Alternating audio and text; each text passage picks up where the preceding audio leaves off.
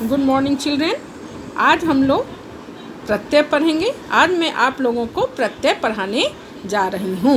प्रत्यय ऐसे शब्द हैं जिनका स्वयं का स्वतंत्र रूप से कोई अर्थ नहीं होता है। ये किसी भी शब्द या धातु के पीछे अर्थात बाद में जुड़कर उसके अर्थ को बदल देते हैं। प्रत्यय क्या हुआ? प्रत्यय ऐसे शब्द हैं जिनका स्वयं का स्वतंत्र रूप से कोई अर्थ नहीं होता है। ये किसी भी शब्द या धातु के बाद लगकर उसके अर्थ को बदल देते हैं। जैसे पठ जोड़ अक्त्वा पठित्वा, हंस जोड़ अक्त्वा हंसित्वा, पठ जोड़ तुमुन पठितुम, हंस जोड़ तुमुन हंसितुम। प्रत्यय के 3 प्रकार होते हैं: कृदंत प्रत्यय, तद्धित प्रत्यय और स्त्री प्रत्यय। तो कृत प्रत्यय सिर्फ धातुओं के बाद लगते हैं। कृदंत प्रत्ययों के लगने पर जो शब्द बनते हैं, अगर वे संज्ञा या विशेषण हैं तो उनका शब्द रूप चलता है। कृत प्रत्यय धातु के साथ जुड़ने के बाद बनने वाला शब्द कृदंत प्रत्यय कहलाता है। धातु के साथ जुड़ने के बाद बनने वाला शब्द कृदंत प्रत्यय कहलाता है। तो कृदंत प्रत्यय के अंतर्गत बहुत सारे प्रत्यय आते हैं, जैसे अक्ता, अक्तावतु, अक्त्वा, ल्याप, तुमुन, तब्यत, अनियर, सत्री, सानच। ये सभी कृदंत प्रत्यय के अंतर्गत आते हैं। कृत प्रत्यय कभी क्रिया का भी काम चला देते हैं, जैसे हंजो रक्त हतः, यथा जैसे रावण हतः, रावण मारा गया। यहाँ अस्ति लुप्त है अर्थात रावण मरा हुआ है। मरा यहाँ विशेषण है। अब हम लोगों को कृदंत प्रत्यय के अंतर ही बहुत सारे प्रत्यय पढ़ने हैं, जैसे अक्त्वा, ल्याप, तुमुन, अक्ता, अक्तावतु, सत्री, सानच, अनियर इत्यादि। आज हम लोग सबसे पहले अक्त्वा प्रत्यय पढ़ेंगे। अक्त्वा प्रत्यय का प्रयोग करके अर्थ में किया जाता है। अक्त्वा प्रत्यय का प्रयोग करके अर्थ के लिए किया जाता है। इसका त्वा शेष रहता है, जैसे पठ जो रक्त्वा पठित्वा, लिख जो रक्त्वा लिखित्वा, अर्थात पठ जो रक्त्वा पठित्वा पढ़कर, लिख जो रक्त्वा लिखित्वा, क्या इसका अर्थ हुआ? लिखकर। हंस जो रक्त्वा हंसित्वा, हंसकर। तो इस तरह हम लोगों ने देखा अक्त्वा प्रत्यय का प्रयोग करके अर्थ के लिए किया जाता है। इसका त्वा शेष रहता है, जैसे पठ जो रक्त्वा पठित्वा, हंस जो रक्त्वा हंसित्वा, वद जो रक्त्वा वदित्वा। अब दूसरा हम लोग पढ़ेंगे लैप प्रत्यय। लैप प्रत्यय का प्रयोग भी करके अर्थ के लिए किया जाता है। लैप प्रत्यय का प्रयोग भी करके अर्थ के लिए किया जाता है, लेकिन जब धातु के पहले उपसर्ग लगा होता है तो अक्त्वा प्रत्यय के स्थान पर लैप प्रत्यय का प्रयोग किया जाता है। जैसे सम जोड़ पठ जोड़ लैप संपठ्ठे, पढ़कर। उप जोड़ गम जोड़ लैप उपगम में, पास जाकर। आ जोड़ गम जोड़ लैप आगम या आगत्य, आकर। अब जोड़ गम जोड़ लैप अवगम में, अर्थात समझकर। तो क्या हम लोगों ने देखे, अक्त्वा और लैप दोनों प्रत्यय का प्रयोग करके अर्थ में होता है, लेकिन जब धातु के पहले उपसर्ग लगा हो तो अक्त्वा के स्थान पर लैप प्रत्यय का प्रयोग होता है। तीसरा है तुमुन प्रत्यय। तुमुन प्रत्यय का प्रयोग के लिए तथा चाहना के अर्थ में किया जाता है। तुमुन प्रत्यय का प्रयोग के लिए तथा चाहना के अर्थ में किया जाता है। इसका तुम शेष रहता है। इसका क्या शेष रहता है? तुम शेष रहता है। इसका भी रूप नहीं चलता है, जैसे पठ जोड़ तुमुन पठितुम, पढ़ने के लिए। हंस जोड़ तुमुन हंसितुम, हंसने के लिए। वद जोड़ तुमुन वदितुम, बोलने के लिए। भ्रम जोड़ तुमुन भ्रमितुम, घूमने के लिए। क्रीड जोड़ तुमुन क्रीडितुम, खेलने के लिए।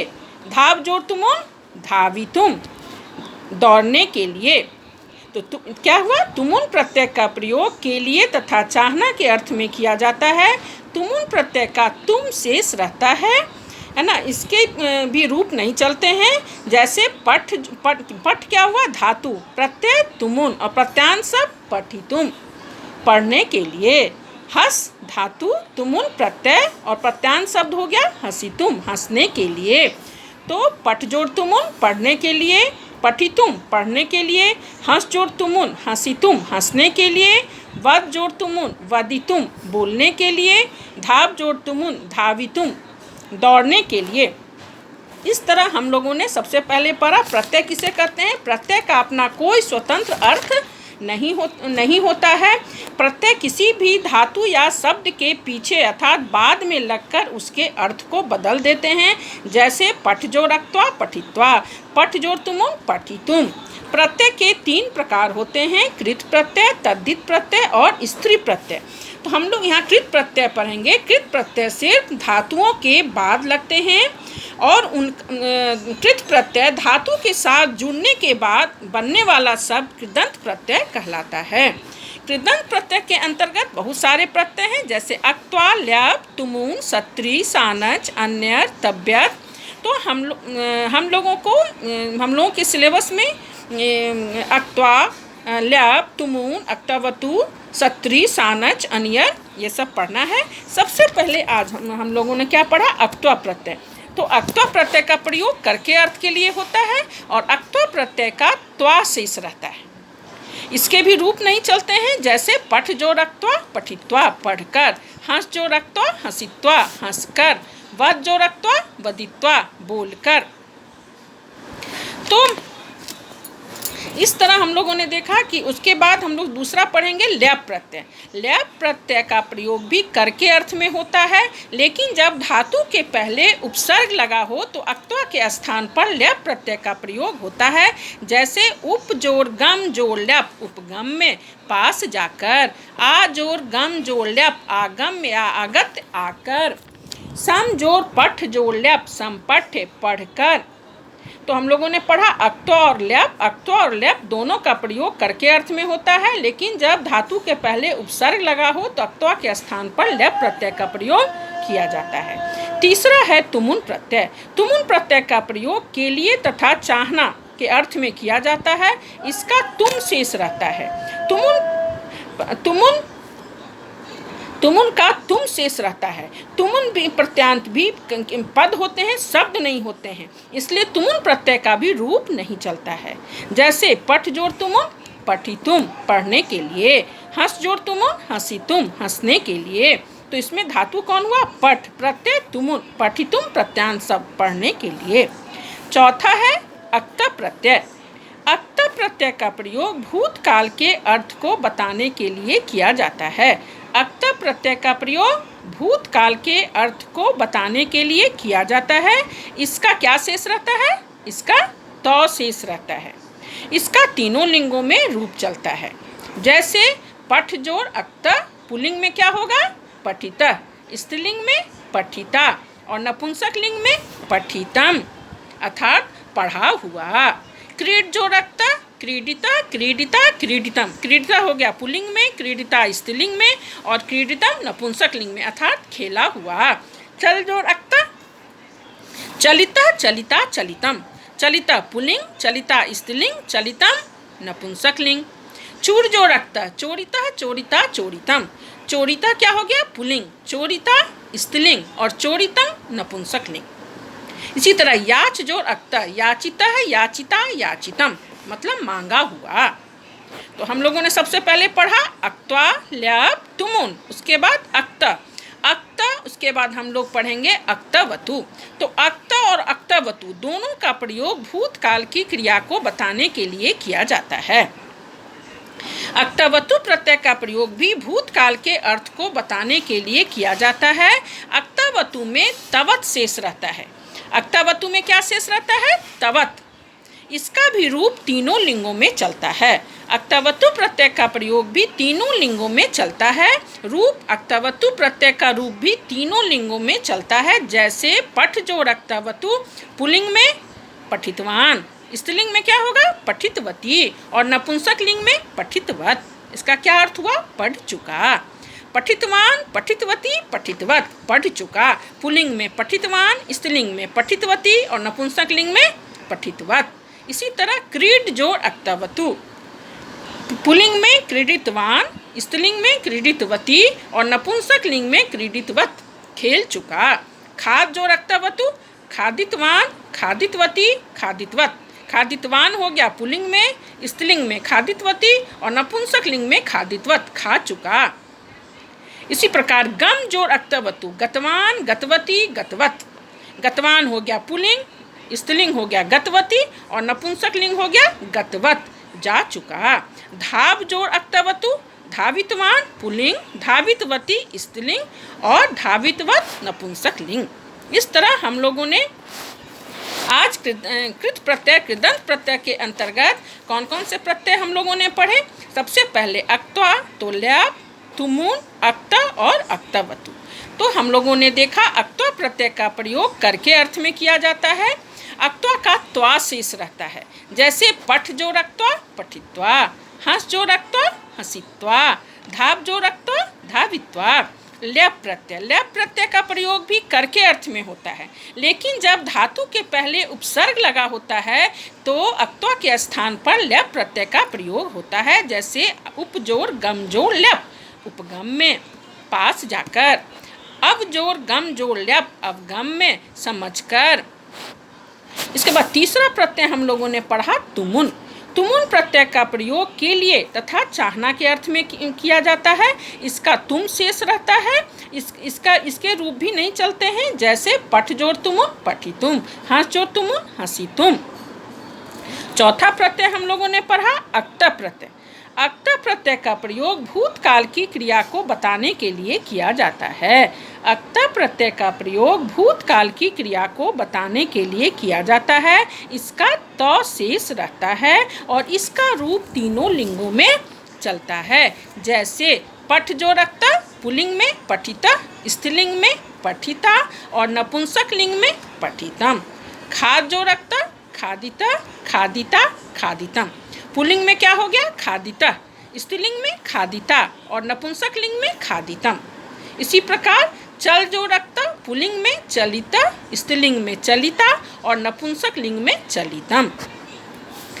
इस पांचवा हम लोग पढ़ेंगे अक्तवतु। तो अक्तवतु प्रत्यय का प्रयोग भी भूतकाल की क्रिया को बताने के लिए किया जाता है।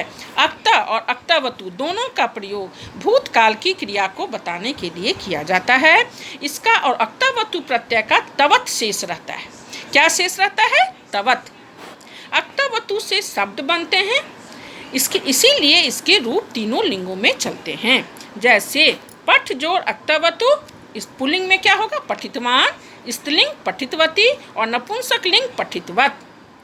क्रीड जोड़ अक्तवतु क्रीडितवान, क्रीडितवती, क्रीडितवत। खाद जोड़ अक्तवतु पुल्लिंग में क्या होगा खादितवान, स्त्रीलिंग में खादितवती और नपुंसक लिंग में खादितवत। खा चुका, पढ़ चुका, हंस चुका, खेल चुका। अक्त प्रत्यय क्या हुआ? पढ़ा हुआ, खेला हुआ, जैसे पठिता, पठिता, पठितम, पढ़ा हुआ। क्रीडिता, क्रीडिता, क्रीडितम, खेला हुआ। खादिता, खादिता, खादितम, खाया हुआ। और अक्तवतु का क्या हो गया? पढ़ चुका, पठितवान, पठितवती, पठितवत, पढ़ चुका। पठितवान पुल्लिंग हुआ, स्त्रीलिंग हुआ पठितवती और नपुंसक लिंग हो गया पठितवत। इस तरह हम लोगों ने आज 5 प्रत्यय पढ़ा। सबसे पहले प्रत्यय क्या है? प्रत्यय का अपना कोई स्वतंत्र अर्थ नहीं होता है।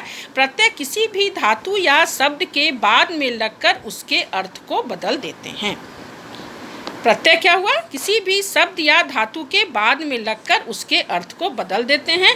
प्रत्यय के 3 प्रकार होते हैं, कृदंत प्रत्यय, स्त्री प्रत्यय, तद्धित प्रत्यय और स्त्री प्रत्यय। हम लोगों ने आज यहाँ कृत प्रत्यय अर्थात कृदंत प्रत्यय पढ़ा।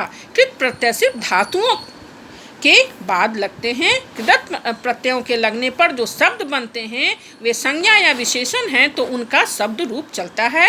कृत प्रत्यय धातु के साथ जुड़ने के बाद बनने वाला शब्द कृदंत कहलाता है। और कृदंत प्रत्यय के अंतर्गत हम लोगों ने आज पढ़ा अक्त्वा प्रत्यय, ल्याप प्रत्यय, तुमुन प्रत्यय, अक्तवतु और अक्तवतु प्रत्यय।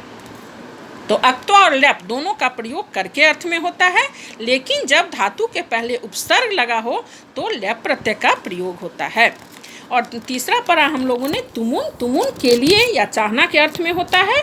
तुमुन का तुम शेष रहता है। इसका भी रूप तीनों लिंगों में नहीं चलता है, जैसे पठ जोड़ तुमुन, पठी तुम, पढ़ने के लिए। हंस जोड़ तुमुन, हंसी तुम, हंसने के लिए। अक्ता और अक्तावतु। अक्ता और अक्तावतु दोनों प्रत्यय का प्रयोग भूतकाल के अर्थ को बताने के लिए किया जाता है। अक्ता का त शेष रहता है और अक्तावतु का तवत शेष रहता है। अक्ता प्रयोग का प्रयोग किस लिए किया? पढ़ा हुआ, खेला हुआ, खाया हुआ, चला हुआ, ये अक्तावतु प्रत्यय का के लिए में प्रयोग होता है। और अक्तावतु में पढ़ चुका, खेल चुका, खा चुका, जैसे पठितवान, पठितवती, पठितवत। पठ जोड़ अक्तावतु, पठितवान। स्त्रीलिंग क्या हो गया? पठितवती। नपुंसक लिंग हो गया पठितवत। तो इस तरह हम लोगों ने आज पढ़ा अक्त्वा, ल्यप, तुमुन, अक्ता और अक्तावतु। तो आप लोग इसे अच्छे तरीके से आज पढ़ लीजिएगा। मैं आज होमवर्क भी दे दूंगी स्नैप होमवर्क पर भी, व्हाट्सएप ग्रुप पे। आप लोग अच्छे से इसे पढ़ के आइएगा। नेक्स्ट क्लास में हम लोग अनियर, सत्री, सानच हम लोग पढ़ेंगे। नेक्स्ट क्लास में हम लोग पढ़ेंगे सत्री, सानच, तव्यत और अनियर, ये चारों प्रत्यय पढ़ेंगे। आप लोग इस आज जो मैंने पढ़ाया है इसे अच्छे तरीके से पढ़ लीजिएगा, ठीक है? तो मैं और कुछ आप लोगों का एग्ज़ाम कैसा गया कल? ऑनलाइन टेस्ट अच्छा, वेरी गुड, ठीक है बेटा। अब मैं इसे समाप्त कर रही हूँ। धन्यवाद।